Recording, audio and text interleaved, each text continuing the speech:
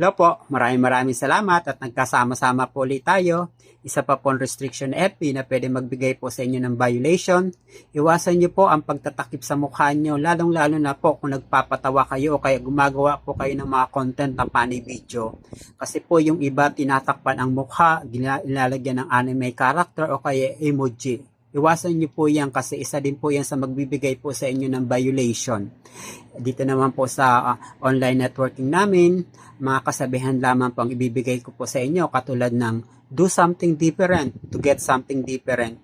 Gumawa po kayo ng ikababago sa buhay nyo para makita nyo po na magbabago din po talaga balang araw ang buhay nyo. Kasi kung hindi nyo po gagawin yan, mananatili po kayo dyan sa mga ginagawa nyo pong paulit-ulit lang ng paulit-ulit lamang po.